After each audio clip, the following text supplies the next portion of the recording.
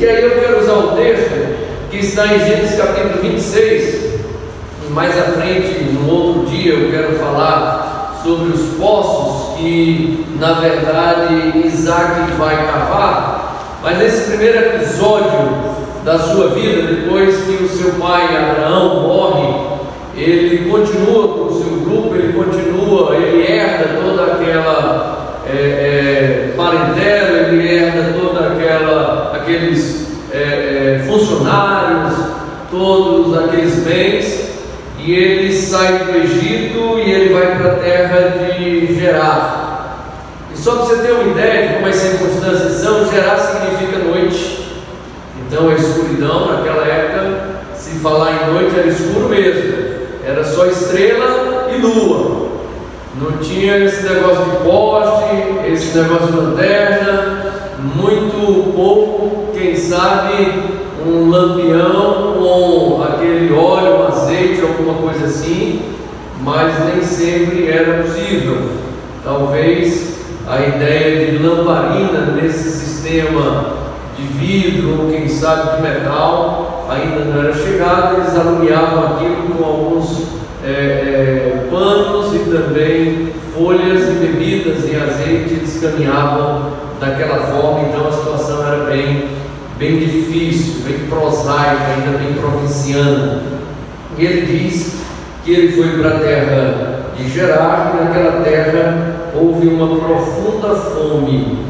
E ele vai ter, na verdade, dificuldades de alimentar o seu rebanho, de alimentar também o seu povo, aqueles que são da sua família, aqueles que com ele laboram. E, na verdade, essa dificuldade vai trazer a necessidade de uma dependência total de Deus. Essa dependência total de Deus vai ser mostrada de que, independente das circunstâncias, Deus cumpre aquilo que nos prometeu. E ele vem sobre o auspício, ele vem sobre a égide da promessa que Deus tinha feito ao seu pai. E ao fazer a promessa a seu pai, na verdade, ele vai herdar essa promessa, mas ele vai ter também a sua participação, e ele recebe de Deus também a promessa. Uma outra coisa, por Gerar, significa também lugar de círculo, lugar de aprisionamento. Então era uma terra, no princípio da sua circunstância, muito difícil, noite e círculo. Então era uma terra que já dizia na sua consistência, pela sua estrutura, de que Isaac teria ali grandes dificuldades. Vamos ler o texto? Eu queria que você acompanhasse na sua Bíblia. Você que vai nos assistir pelo nosso canal do YouTube pode fazê-lo no sentido de ler também qualquer versão que você tiver em casa da Bíblia, seja ela católica, seja ela protestante, seja evangélica, enfim, aqui você tiver vai ter esse texto na mesma nuância e com as mesmas estruturas. Diz assim: havia fome na terra, além da primeira fome, que foi nos dias de Abraão. Por isso foi-se Isaque a Abimeleque, rei dos filisteus, em Gerar. É o capítulo 26 de Gênesis. E apareceu-lhe o Senhor e disse: olha lá que coisa interessante, não desças ao Egito, habita na terra que eu te disser, peregrina nessa terra, e serei contigo, e te abençoarei, porque a ti e à tua semente darei todas essas terras, e confirmarei o juramento que tenho jurado a Abraão teu pai, e multiplicarei a tua semente como as estrelas dos céus, e darei à tua semente todas essas terras, e em tua semente serão benditas todas as nações da terra. Portanto, Abraão obedeceu a minha voz e guardou o meu mandamento, e os meus preceitos, e os meus estatutos e as minhas leis.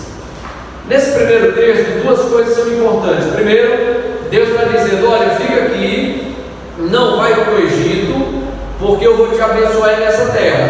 Nessa terra que é um círculo, que é um ambiente fechado, nessa terra que é uma noite, que é uma escuridão, que é treva, é aqui que eu vou te abençoar.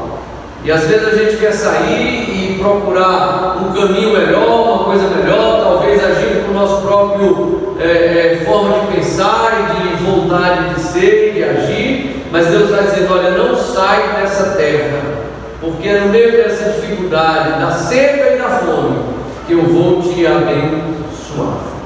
E aí tem uma outra coisa interessante nesse período do texto que nós acabamos de ler, é que a promessa que é dada a Isaac, ela tem um antecedente. Ele está dizendo: olha, eu vou te abençoar, porquanto o teu pai, ele foi fiel à minha voz, ele cumpriu as minhas leis, ele cumpriu os meus estatutos, ele cumpriu os meus mandamentos. Então, outra coisa importante, Deus estava abençoando Isaac agora por conta daquilo que o pai dele havia sido em relação à pessoa de Deus. E aqui tem uma reflexão para nós. A primeira reflexão é: Deus vai te abençoar na terra que Ele quer abençoar. Pode ser de noite, pode ser na escassez, mas se Ele prometeu bênção, vai ter bênção, independente do lugar. E a segunda é aquilo que você faz na sua casa, pelo temor de Deus, pela presença de Deus, pelo ensinamento de Deus, vai confrontar a tua família e vai abençoar a tua casa. E aí eu digo: seja você também sacerdote da sua casa, seja você aquele que está dizendo: olha, eu falei com Deus e Deus está me mandando abençoar a minha família, então pega essa bênção e passa também para a tua família. Porque o texto vai ser claro, ele diz: olha, eu vou abençoar você assim como eu tenho abençoado teu pai. Assim como fui com teu pai, eu serei contigo. Porque o teu pai, portanto, verso 5, portanto Abraão obedeceu a minha voz e guardou o meu mandamento, os meus preceitos, os meus estatutos e as minhas leis. Então, queridos, duas coisas importantes nesse texto é que Deus vai nos abençoar independente das circunstâncias. Segunda coisa, você pode abençoar a sua casa, seja o sacerdote da sua família. Se nós continuarmos lendo, aí nós vamos lá para o verso 6, amém?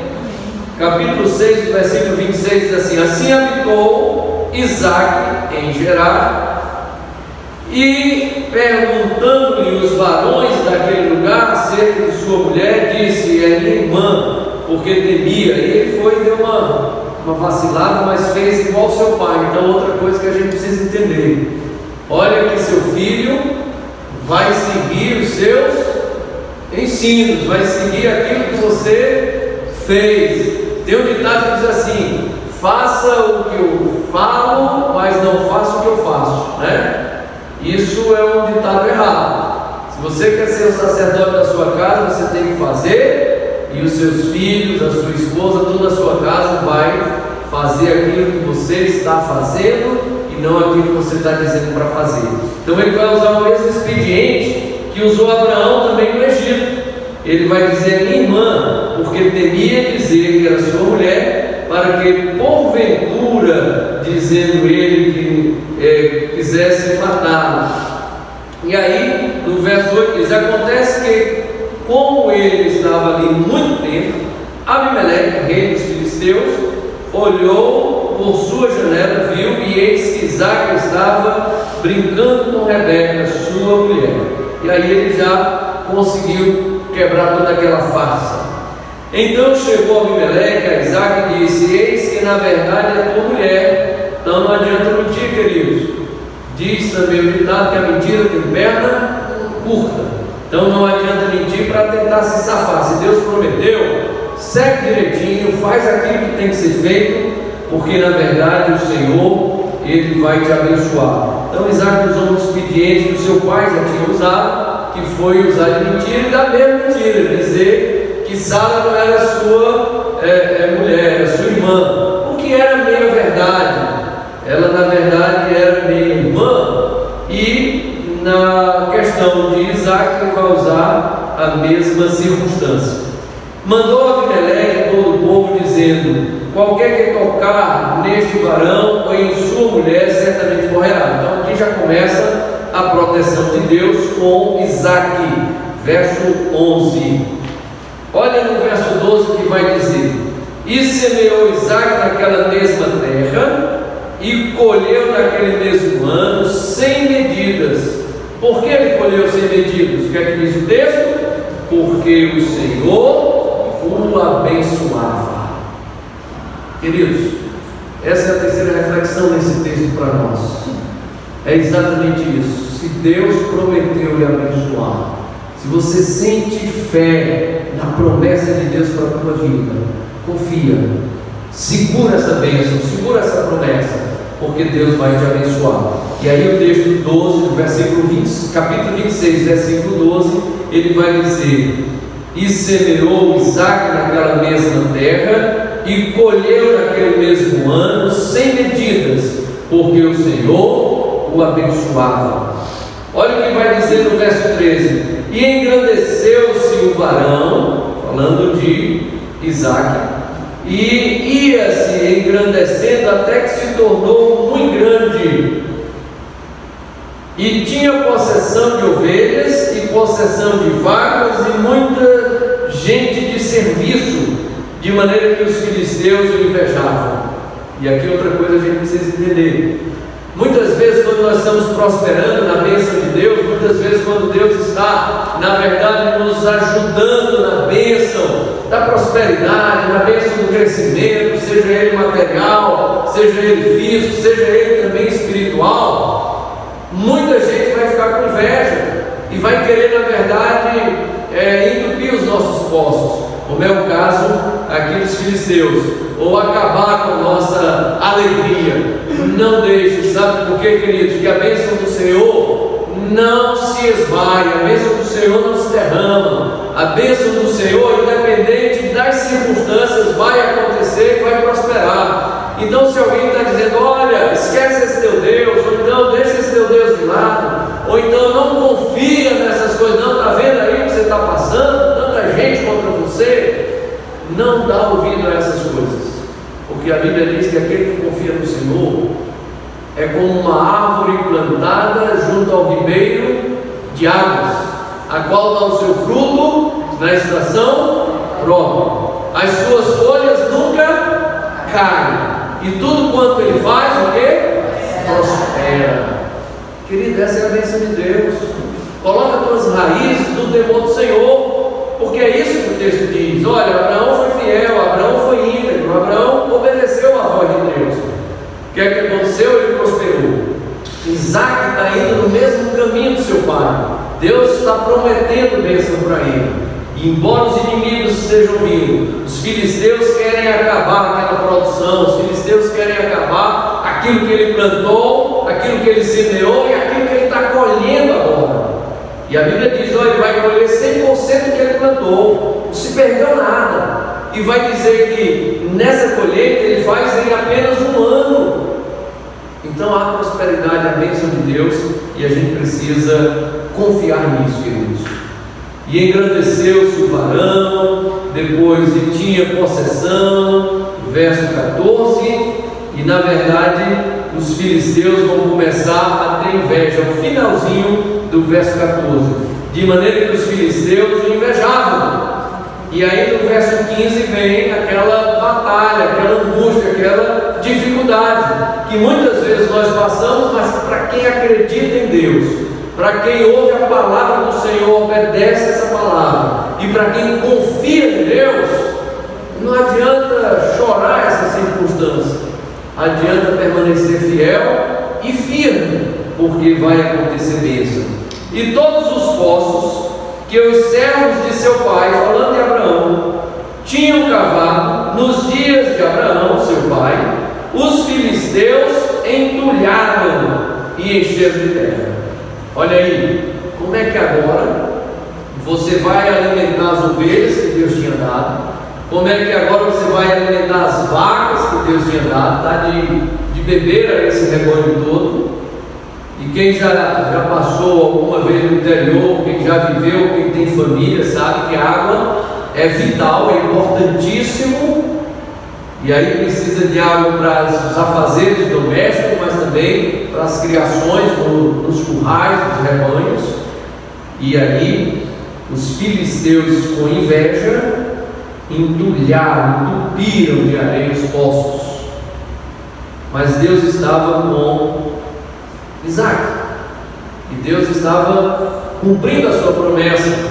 Por isso eu digo, não foge da bênção de Deus, não foge da promessa de Deus, porque mesmo que você esteja passando uma dificuldade terrível, um momento que você acha que não vai ter saída, que não vê uma luz lá no fim do túnel, confie em Deus, porque se Ele prometeu, Ele é fiel para cumprir. E aí, no verso 15, todos os poços que os servos de seu pai tinham cavado nos dias de Abraão, seu pai, os filisteus entulharam e encheram de terra. E disse também a Abimeleque a Isaac: aparta-te de nós, porque muitos mais poderosos te têm feito do que nós. Então, o próprio rei Abimeleque, ali na área do Egito, está dizendo o seguinte: agora nós não queremos estar mais perto de você não, você está muito forte, você está muito poderoso, você está cheio de bens, a gente está com medo de você vir e dar um pontapé aqui na gente e ficar, na verdade, por cima da situação. E aí, queridos, na verdade o que a gente precisa entender é que no verso 18 e 19 vem uma bênção de Deus já prometida. Ele diz assim: tomou Isaac e cavou os poços de água que cavaram nos dias de Abraão seu pai, e que os filisteus tomaram depois da morte de Abraão, e chamou-o pelo nome que os chamava seu pai. E cavaram, pois, os servos de Isaac naquele vale, e chamaram o poço de águas vivas. Sabe por quê, queridos? Porque é no meio da adversidade, é no meio da dificuldade, é no meio do poço entupido, enterrado, que Isaac vai dizer: olha, se Deus prometeu, Ele é fiel para cumprir. Então vamos tirar essa areia, vamos ajeitar esses poços, vamos cavar outros poços e vamos para frente. Então que isso sirva de exemplo para nós, queridos, que isso seja a nossa bandeira. Olha para a tua situação, olha para a tua dificuldade, mas não se entrega, não baixa a guarda, continua confiando no Senhor, continua obedecendo ao Senhor e continua olhando para aquilo que Deus tem te prometido. Não foca no que está acontecendo de ruim, foca naquilo que Deus quer para a tua vida, a promessa que Ele te deu, e você vai ser vitorioso. Às vezes a gente se pega muito com um problema e esquece que esse problema pode ter uma solução. Às vezes nós nos pegamos muito com o tamanho, é um problema difícil, e nós esquecemos que Deus é maior do que qualquer problema. Às vezes nós olhamos como está aqui, é um círculo, eu estou andando em círculo e não vejo saída, ou então é noite, é muito escuro, é gerado na minha vida. Olha para aquilo que Deus tem prometido, confia no Senhor, fortalece o teu coração, e eu tenho absoluta certeza que você vai ser mais do que você. Minha palavra nessa hora é para você que anda um pouco preocupado com a situação da vida. Não te preocupe, descansa no Senhor, mas confia nele, porque a Bíblia diz: entrega o teu caminho ao Senhor, confia nele e tudo Ele fará. Que Deus abençoe você, que Deus fortaleça o seu coração.